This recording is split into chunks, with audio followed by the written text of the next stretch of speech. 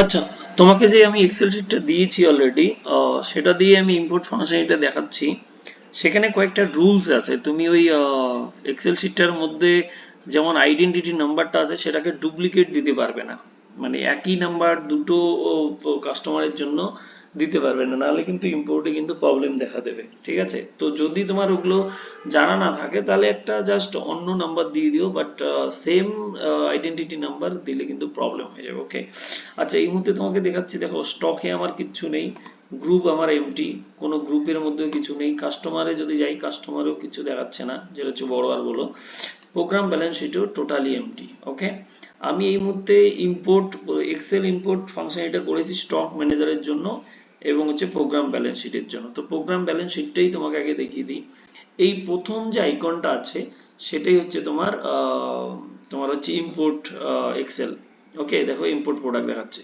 তো এখানে ক্লিক করলে এরকম একটা পপ আপ আসবে। পপ আপে জাস্ট চুজ আ ফাইল, তোমাকে জাস্ট ফাইলটা চুজ করতে হবে।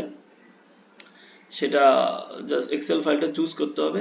দেন হচ্ছে আপলোড। তুমি যদি আপলোডে ক্লিক করো, দেখবে এটা আপলোড হয়ে যাবে। লোনসের সম্পূর্ণ এটা আপলোড হয়ে যাবে।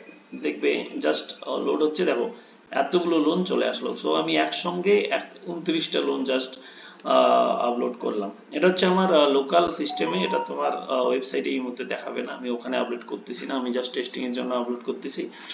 দেখো এখানে আপলোড হয়ে গেছে। এর ডিটেলস দেখবে, তুমি যে কোনো লোনে যাও, অ্যাকশনের মধ্যে যদি ইনস্টলমেন্টে ক্লিক করো তুমি সব কিছু দেখতে পারো, কবে ইনস্টলমেন্ট আছে নেই টোটালি, এটা কিন্তু এখানে ভিজিবল হবে। ওকে, সো এই যখন তুমি প্রোগ্রাম ব্যালেন্স শিটকে আপলোড করছো, সঙ্গে সঙ্গে তুমি কিন্তু এর সঙ্গে সঙ্গে যেমন প্রোগ্রাম ব্যালেন্স শিটের মধ্যে গ্রুপ মেনশন করছো, কাস্টমার মেনশন করছো, সেগুলোও কিন্তু ক্রিয়েট হয়ে যাচ্ছে। এখন যদি তুমি গ্রুপে যাও, দেখো গ্রুপে এতগুলো গ্রুপ ক্রিয়েট হয়ে গেছে।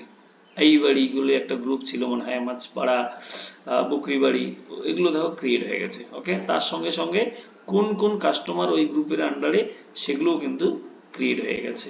তুমি যদি এখন অ্যাডমিশনে যাও, মানে যেটা হচ্ছে কাস্টমার সেকশন, সেখানে দেখো এতগুলো কাস্টমার তোমাকে দেখাচ্ছে, 29টা কাস্টমার। তো টোটাল 29টা কাস্টমার এখানে কিন্তু এন্ট্রি হয়ে গেছে। ঠিক আছে, সিমিলারলি ওকে, এখানে তুমি চলে গেলে, তাহলে স্টক ম্যানেজারে তুমি যদি এখন আপলোড করতে চাও, তোমার কাছে তাহলে এক্সেল শিট বানানো আছে স্টক আপলোড করার জন্য, তুমি সিম্পলি, আমার কাছে অলরেডি একটা আছে স্যাম্পল। সো সেটা আমি জাস্ট ক্লিক করলাম, সিলেক্ট করলাম।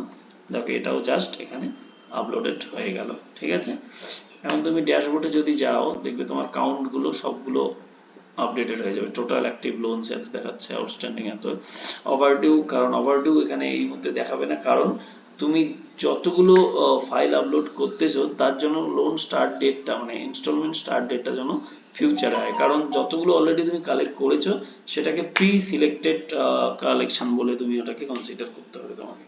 ঠিক আছে, ওকে, প্রি কালেক্টেড ইএমআই হিসেবে করতে হবে। এটা হচ্ছে ডিসবার্স লোন, এখানে ক্লিক করলে তোমার ডিসবার্সমেন্টটা দেখিয়ে দেবে। এখন ডিউ ক্যালেন্ডারে যাই। দেখো ডিউ ক্যালেন্ডারের মধ্যে তোমার বেশিরভাগ লোনই স্যাটারডে ছিল।